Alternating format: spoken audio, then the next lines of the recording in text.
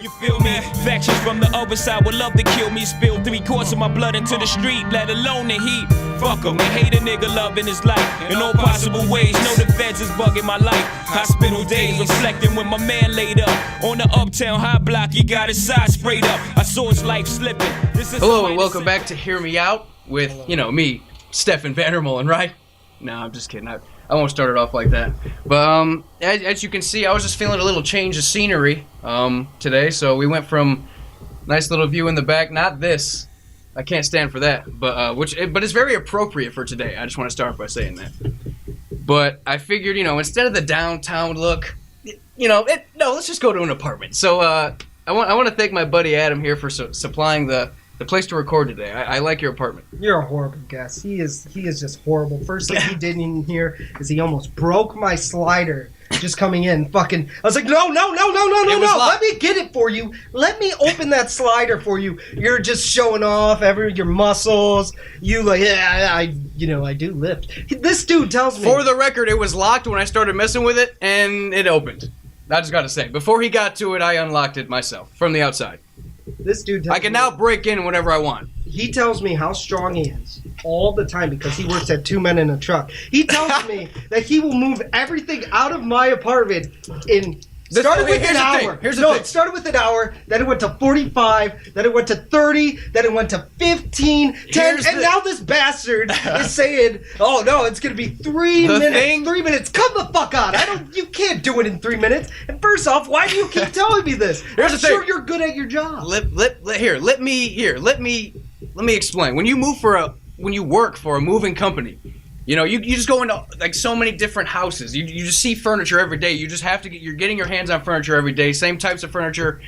And it's like once you have a job like that and you just go casually over to your friend's house, like even if you just work earlier that day, you're just thinking, I could have this whole room moved out in about 15 minutes tops. There's no way. Like we would be out of here and on the truck and out of here. Like I don't know, this sucks. But anyway. Yeah, you call the Patriots liars and you expect everybody to believe what you just said. Save it. Just saying we're going there. We are going there. But anyway, I want to start off by saying someone very close to me informed me that on YouTube there is already a podcast named Hear Me Out.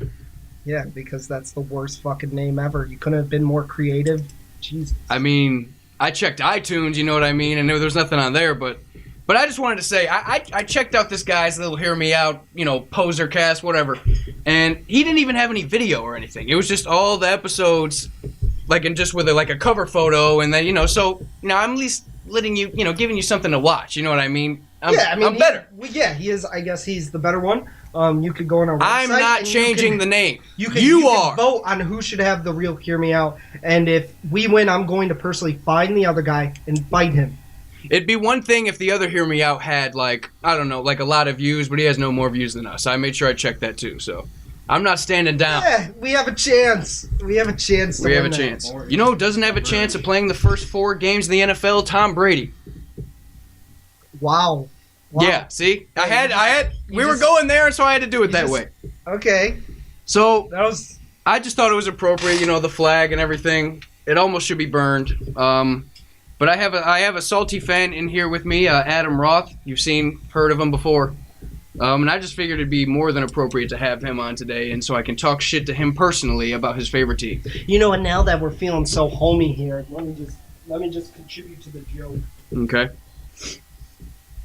What are you getting over there? Oh, just some salt. Yeah, we're literally right next to his kitchen. Like this is college apartment. This is what it looks like right here. Okay, I'm looking like a jackass once again. All right, yeah, just come on. Just come on back.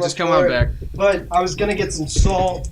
Fuck it, I decided to change. Anyways, here's the thing. Let's not talk about the Pats. No, we need to talk about the Pats. I by the way, my stance always on this. You can call me a hater or not. Something was going to come of this, and someone would be punished, even though it took 3 months to finally come out with the Wells report, whatever. But I don't know. I got to ask you first, how do you feel seeing the breaking news, Tom Brady suspended for 4 games, franchise fined $1 million, docked 2 draft picks? How do you feel? Well, I think, it's difficult to punish a team like that for any type of circumstantial type evidence. Of course, this isn't the court of law. It's not. Here. So you can't. I have to always remind him of that. But what's interesting is the NFL does have a stance more than probable. Okay. And that corresponds to by a preponderance of the evidence. So although the NFL might not hold that standard, the Wells report claimed to, and based on the Wells report, they said it was more probable than not that the Patriots, or that Tom Brady was at least aware of it. But the thing is, it never really mentioned the Patriots organization. It only mentioned Tom Brady. And the thing is, because the Patriots were more than compliant with the investigation, they provided the interviews. But you know who wasn't compliant? The one who got punished, Tom Brady. But the thing is, the whole franchise he wasn't compliant. Here's the thing. He just tried to completely cover it up. He didn't try to at least acknowledge any part of what was accused. He complained to not even know John just meant whatever. We're gonna call him John Jay. John Jay and McNally. Who cares? Who cares? They call him JJ. Whatever. So in the text John Jay and McNally, whatever. You know, he claimed to not even know these guys. Why? Why? Like, just simply, like, you know, what do you know about these guys? You know, were they tampering with the balls, blah, blah, blah. I don't know anything about that. Just to completely write it off. And then what? In the report, which I have in front of me right here, the text messages. I mean, should I read them now or? Go for it, whatever you want to do. Okay, so it starts off with McNally sending to John Jay, "You working?" Response, "Yep." Response, "Nice, dude. Jimmy needs some kicks. Let's make a deal. Come on, help the deflator." So these jackasses know what's going on, and they don't even give a shit about it. They're just like, yeah, we're just gonna joke about it because we have that power in our hands right now. We're benefiting off of it a little bit because Tom Brady's putting some new shoes in our locker Monday morning. So of course we're gonna do it. We're the bottom of the totem pole in this franchise, the locker room officials. Well, one thing that I want to I'm not done. Oh, you're not done? I'm not done. Okay, he's not done, So people. after the first little exchange of messages, it says there is no record of a response from John Jay to McNally's message, but approximately 8 minutes later, McNally sent the following to John Jay: "Chill, buddy. I'm just fucking with you. I'm not going to ESPN yet."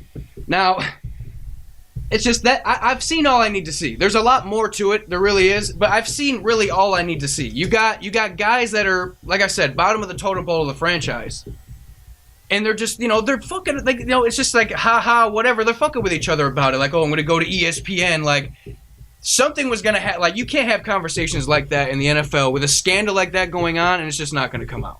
But Tom Brady thought he was all good. He's just like, nah. But come on, a quarterback is going to know what's going on with his footballs. Yes, and I'm not necessarily going to argue that a quarterback wouldn't know what's going on with his footballs, but what I will say, what I will offer, that the text messages don't necessarily prohibit this possible explanation, so therefore it should be accounted into how you treat this situation. Yeah. Tom Brady likes his footballs a certain way. Before the game, the protocol, according to the Patriots and most teams in different leagues, is the quarterback will come and he will field different footballs, and he will tell you the ones that he likes the most. Okay, and he'll say this one, this one, this one. He says, I like my balls on the 12.5 balls. I like my balls at the near 12.5 right. PSI. Mm-hmm. But the thing is But why couldn't he have just said that? Why couldn't he have just said, I like my balls to be as close as 12.5 as possible? He No. did. Yes, he did. He kind of just shoot everything off. And then even the interview after the Wells report came out, he's just like, well, does it take away from the championship at all? And of course, a bunch of Pats fans going, woo! And one other thing I'm going to add, are you serious? Even if this circumstantial evidence, potentially could lead to something, I think the most important thing is to ask: were the balls unnaturally deflated by halftime? And the thing is, if you look at the ideal gas law, though, it was within that range. If you look at the footballs, you take the average of them. The average of all the footballs at the game was 11.4. Now, based on ideal gas law, it should have been between 12, which is 0.5 below the standard PSI threshold, and 11.3. All of the Patriots' balls were within that range, and you have to ask yourself, if there wasn't even enough evidence to say that they were cheating in that game, no punishment should be treated. But they're basing it on circumstantial evidence, all based on these text messages, where text messages, one, you don't know who's actually texting them. The messages are just saying you don't have that information. It's all circumstantial, and I think the NFL because it's not the court of law. Because it's not the court of law. It is the NFL. Everything you said is bullshit. And he was suspended. They got fined. Docked 2 fucking draft picks. okay, I'm glad that Tom Brady got what he got. I'm glad. I understand where you're coming from, being frustrated with the organization being punished. I get that. I mean, 1,000,002 draft picks, like, I don't want to say it was unnecessary, but it is harsh. You know what I mean? I'll admit it is harsh, but it may have been necessary, but I don't know. But I feel like that's your only argument that he could even be credible at all, is that you're more mad that the franchise was punished, but Tom Brady deserves to fucking go down. So. I just have one more question for you, and it's why is this team getting punished for this circumstance? Because they put the attention on themselves with Spygate already and other scandals. Other teams. That's it. Other teams. All the Patriots fans are saying, "Why us?" Well, there's a lot of reasons why you. So you put the attention on yourselves, and it's actually a sting operation. So. Switching gears a little bit from Deflategate. Now let me first address why we're in a completely different location. We're in completely different clothes. The sun is shining, and we're back to the regular old, and not the cloudy, dark apartment scene with the fucking Patriots flag in the back. I want to explain. We did that. I figured that we would just do a special location for that, and what more appropriate than your apartment with a flag in the back? Yeah, it was a decision that our producer made, and we just really liked. We didn't even want to do it, but this utilization. Whatever the producer says. Whatever the producer says. Whatever the producer says. So now we're back here, downtown, beautiful view, back to normal. So switching gears from sports a little bit. Solid topic we got here. Solid topic. What is it? We're talking about reality shows, kind of how they've influenced over time, how they've changed over time, because I mean these TV networks like TLC, MTV used to focus on one thing, and starting it now, but they used to focus on one thing, and it just seems like they kind of just try to adjust the whole game plan, really, just to try to appeal to other people. And I know you know a lot about TLC. Seeing that old girl watches TLC pretty much all the time. What shows does she watch on TLC? She watches My 600-Pound Wife. No, it's Life. It's not Wife, but pretty much they're all women on that show. And I think the reason why guys aren't on that show is because when a guy gets to that weight, at least he knows what to do with himself, and that's just kill yourself. Do that. Do everyone a fucking favor. My 600-Pound Life. Now, my heart attack that I had in January. That's what the show should be fucking. God damn. Oh my god. It's just ridiculous. The shit pisses me off, man. You got Honey fucking Boo Boo, where it's like, I just want her to get hit by a car in one of the episodes. Like, does that make me a bad person? I mean, I know she's a kid, but good God, could she just fucking fall into just a pit of fire and just burn, all the fat just go into the air? I would fucking pay money to watch that. I hate that shit. She's ruining people's minds, not her. I understand it's not her, so I can't put the blame on her. It's those fucking Jews who are running the program on TLC. By the way, he's Jewish. He's allowed to talk shit about other Jews. But I just found it interesting that, I mean, TLC, I honestly didn't know this for the longest time. It stands for the Learning Channel. Yeah. Didn't know that for the Tender Love and Care.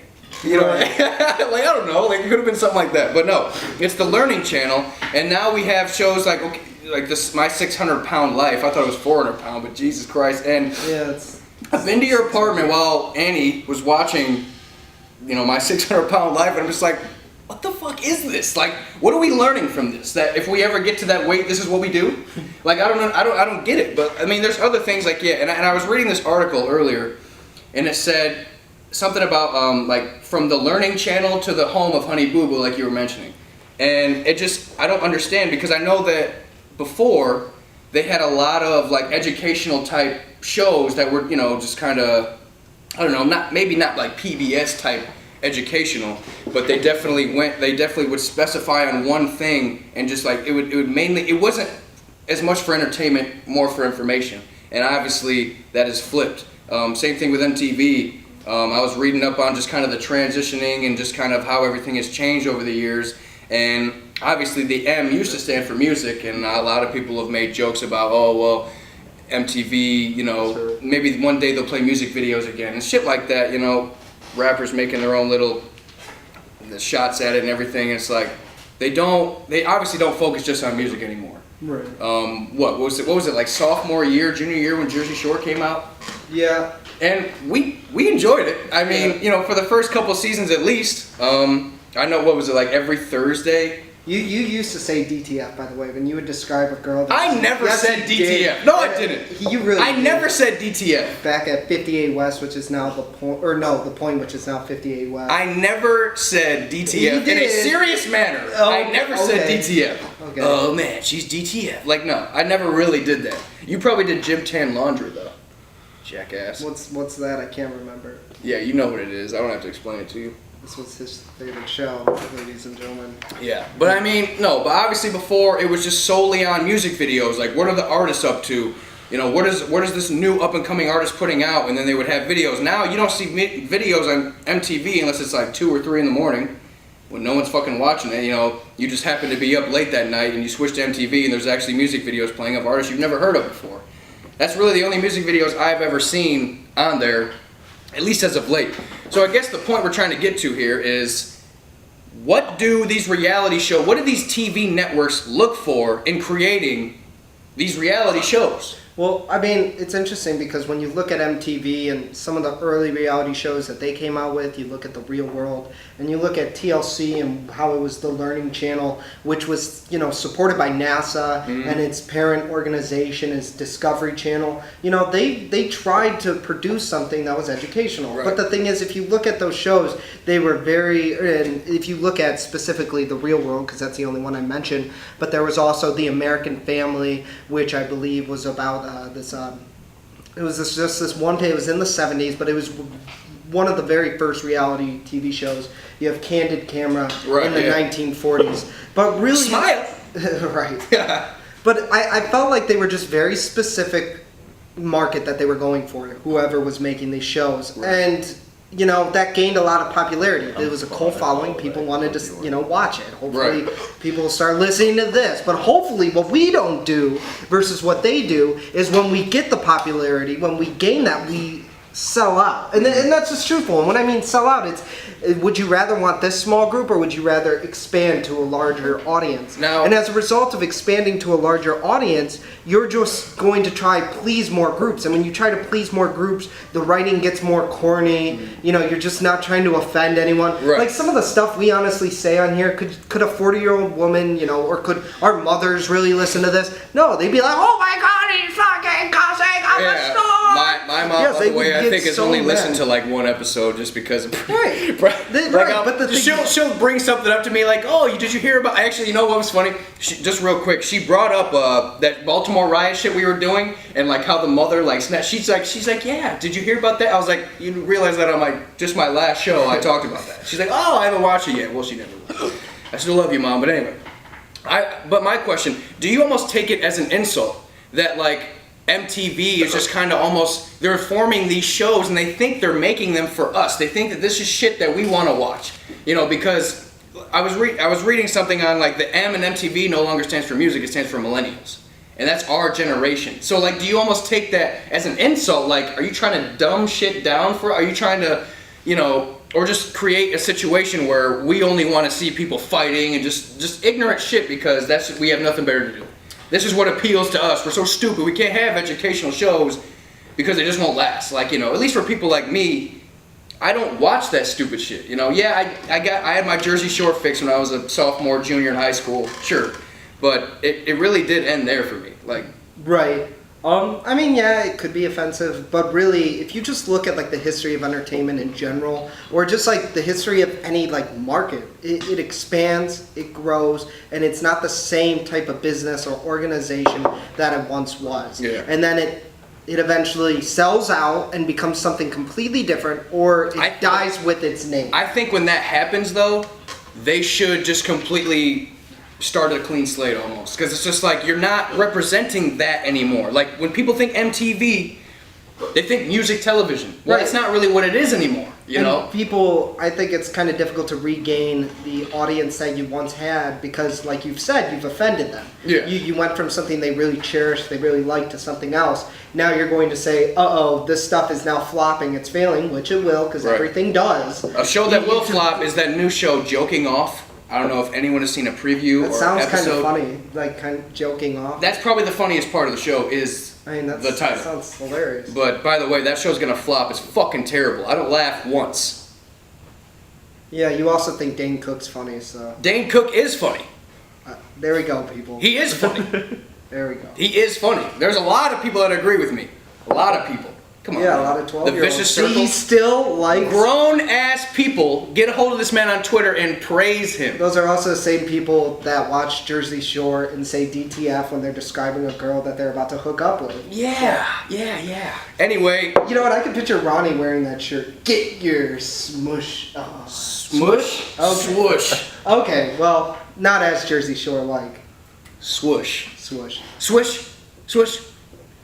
Anyway, Swish sauce. I just think that the reality show thing is just getting pretty pathetic in my idea. You see new commercials every other day about coming out next month. You know, we got old Sally. I mean, like just things like 16 and pregnant, and they're still going. Well, I think people really don't like is the lack of authenticity, the lack of actual reality, yeah. the idea that it's called reality television when you clearly see it and there's clearly prompts of what Right. these people should do, and just based on what the cameras are able to obtain and how Right. things happen, you know it's not natural. But you know what's also not natural? I think like a lot of things that we see on Facebook, it's doing the very same way. It started off very organic, very fresh, very new. You saw and like, wow, I can now see what someone else is thinking. But because Facebook is trying to expand its market, just like the reality shows did, it is now becoming more censored and it seems fake. You know, people comment, make these statuses when you know that person in real life. They don't actually act like that. They're just putting And on how a many show. times do you see similar posts just over and over again, Yeah. or just kind of recycled? And I think, but in a way, the face, like people are Facebook- losing originality, and it's just happening with everything: reality shows, social media, everything, losing originality. I think we can wrap it up with that. This guy's got it though. I got originality.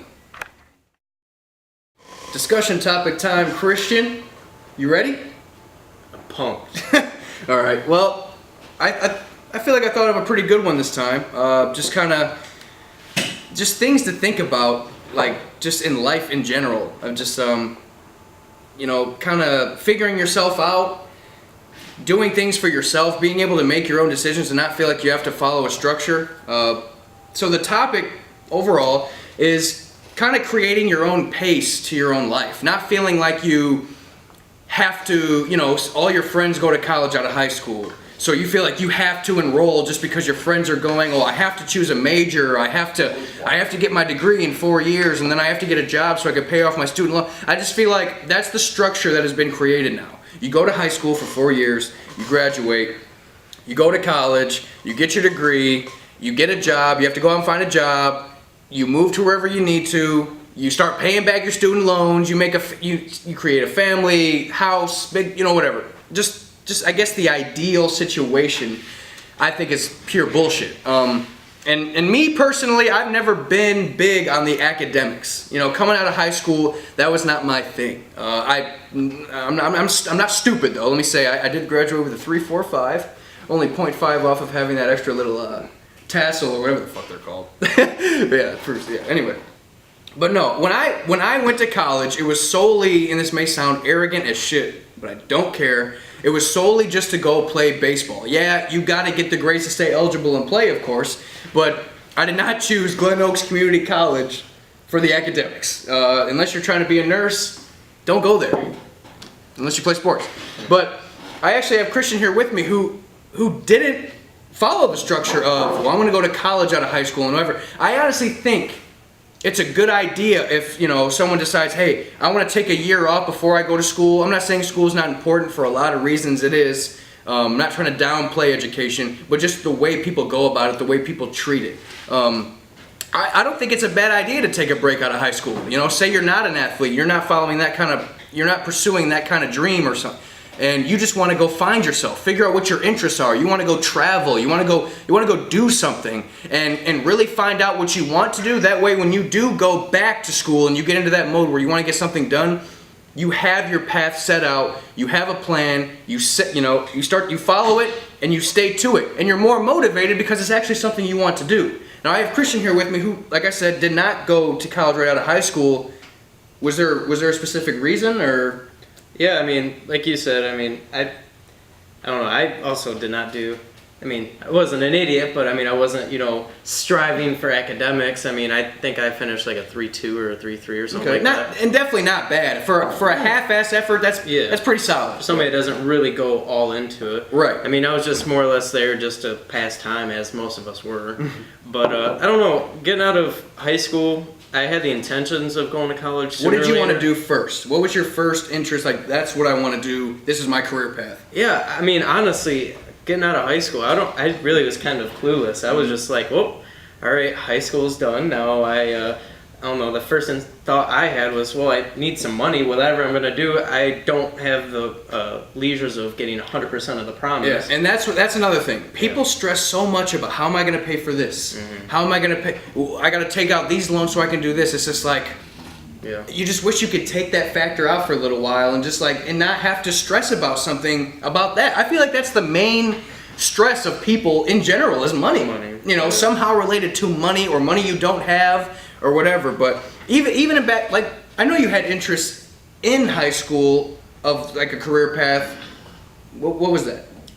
I mean, I really liked working with my hands. I mean, anything working with my hands. Ghazi and we actually had a wind energy class, and I don't know, I actually did not too bad in that class. Again, the academic side I didn't really do too well, but but the actual hands-on work you did well. Yeah, I did very well actually. So I was so gung ho at that. Right. But like I said, I mean, I needed money, so first instinct, get a job. Yep. I worked at a factory for a year and a half. I was making good money. We all lived together. I was being able to pay for that. I bought a bunch of toys. And then actually my brother and I ended up going to Europe for a while. So I mean, I was like, okay, I don't feel like college is a necessity so far. It's like I've already had a good job. I've already been able to travel. I mean, I feel pretty rich right now in the sense of I'm happy. Right. I don't need schooling or the idea that one day I'll have a good degree, so I'll have a good job and I'll be able to buy stuff. Right. That makes me happy. No, I was just genuinely enjoying life. Right. And I mean, I still haven't gone back to school, but again, I've also learned. I mean, I worked at that factory. Do you have intentions of going back to school? Eventually, I think I should, just because. I mean, even though some might say, you don't need to go to school, let's be realistic. In modern world, a degree helps. Yeah. Let's be realistic. With anything you do. Yeah, definitely. I mean, even if it's just a small pay raise, you're going to hit a cap at almost any company at which you'll stop and people that have degrees can keep going. Right. So it's like, to be realistic, it is a necessity. It's just I don't know really what I want to do. Right. And I feel like a lot of the time when people go to college, they still don't know what the fuck they're doing. They're just kind of going through the motions, being very pedestrian. Mm-hmm. Like, I'm going to sign up for these classes because my buddy took them. Yeah. And some people I've even seen, their friends have a certain major and there's, the other friend's trying to figure out what they're doing, so they just kind of take on that major too. Like, if he's doing it, I want to do it too. Yeah. What good does that do? Why not? If need be, I'm not saying that I feel that every kid out of high school should just take a year off and go find themselves. Right. No, some people need to go in. Yeah, but but at the same time, a lot of people also have everything they want figured out in high school. Good for them though. All the advantage to those people. I'm not knocking those people. But I want to step up for the people that aren't very just academically motivated. And that's never been me. Like I said, I 3, 4, 5 decent in high school. I think my cumulative college GPA is around a 3, maybe 2.9, 3.0 even. Again, decent for college at a half-ass rate, honestly. But it's like, but what the fuck do those GPAs really mean? Right. You know what I mean? It's not a matter of the information you're retaining, like we discussed earlier. It's more of what can you remember for that semester. You take your final exam and you move on to the next one. Obviously the classes that you actually are taking towards your major, yeah, you want to put a lot of emphasis on the things you learn from there. That way you can retain that information. But what about all those filler classes? Yeah. Just the classes that you have to take to just kind of, I'm a full-time student. I had to add a class in, so I am a full-time student. That kind of shit. I think it just goes into the whole Western philosophy behind schooling in general, from kindergarten all the way up until your college. From there to there. I mean, it's like people, kids in China growing up, all the way until their college courses, they go to school from 7 a.m. until 10 p.m. Yeah. Schooling is serious. But what is schooling here? It's like you know, especially with college, I almost wonder, like, 4 years, some of these people are growing up to be doctors, some of these people are growing up to be something that might, you know, impact, you know, detrimentally impact their, you know, patient and or person that they're working with. Right. And it's like 4 years to learn all of that. Right. Even after, if they go to an extended program after their 4 years of college schooling, it's like, is really even that Right. enough yet? Yeah. I mean, it's like you have so much compact, you know, getting rammed into their brain.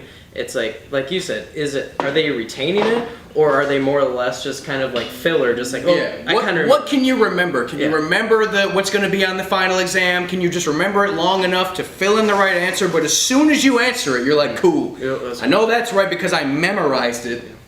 Finish the test, you walk out of that class just like, I'm done. Like, you're not really thinking about really what you learned in there. You're just like, finally, the stress of being in here is over. I don't have to deal with this anymore, blah, blah, blah. At least that's what I get from a lot of the students, because I wasn't currently in school this last semester.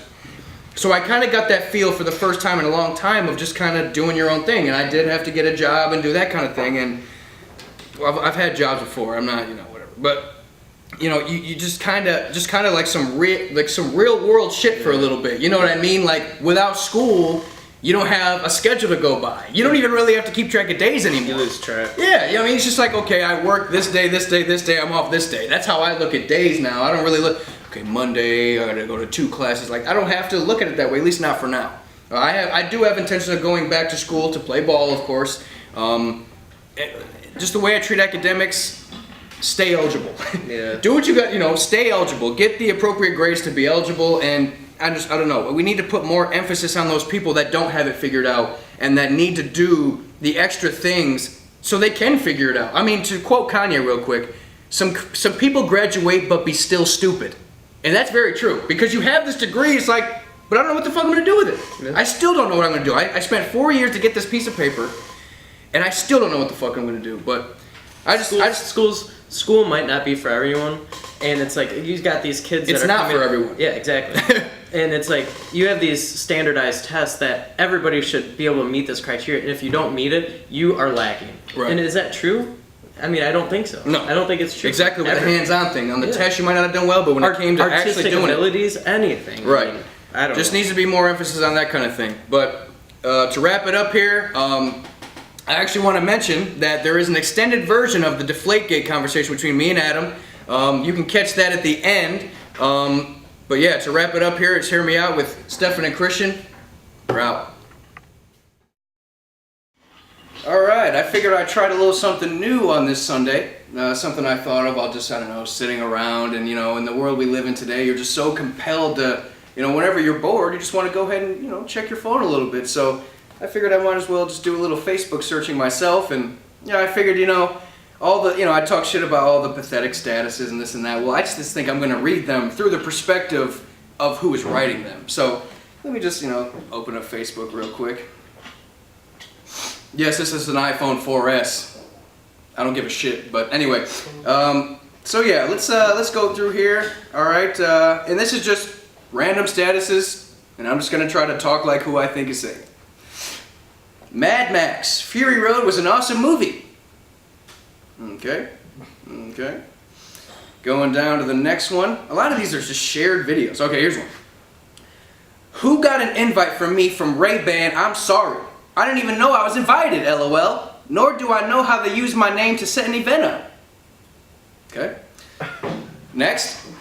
Call it what you want, but you gots to have money to be fucking with me. Okay, insightful.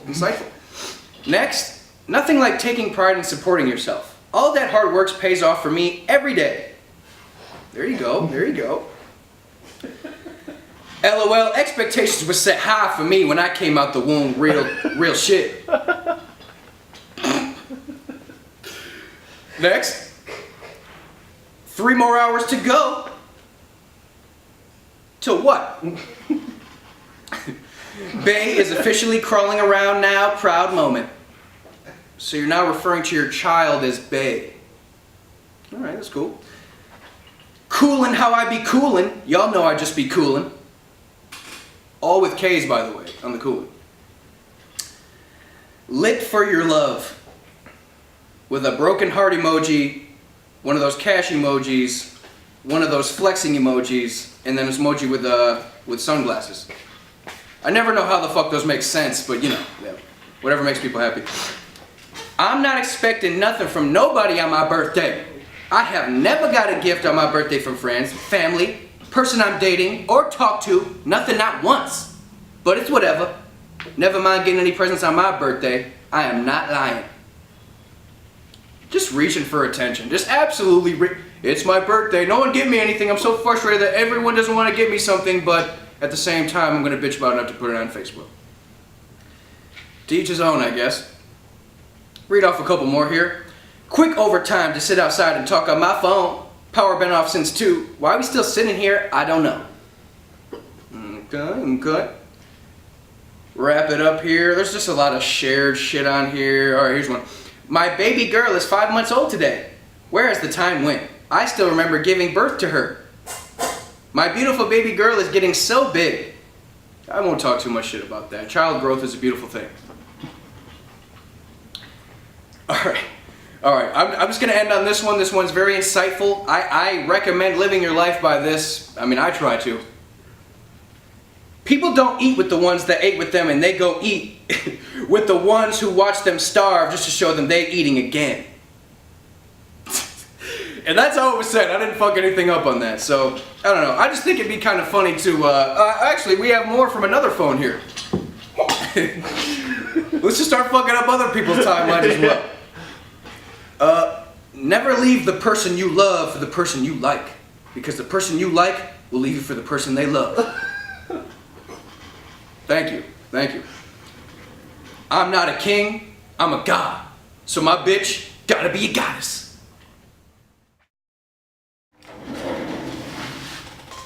Hello everyone, Stefan here, of course. I just wanted to add that at the end, well in the beginning we started with the Deflategate conversation between me and Adam Roth. You probably enjoyed our shit talking and our banter back and forth. If you want to see more of that, there's a whole nother segment of it at the end that you didn't get, the real nitty gritty. I mean, we start yelling and everything. I mean, it was great, so make sure you catch that. Whoa! Just dream about the get back that made him smile, though his eyes said pray for me. I do you one better and slay these niggas faithfully. Murder is a tough thing to digest, it's a slow process, and I ain't got nothing but time.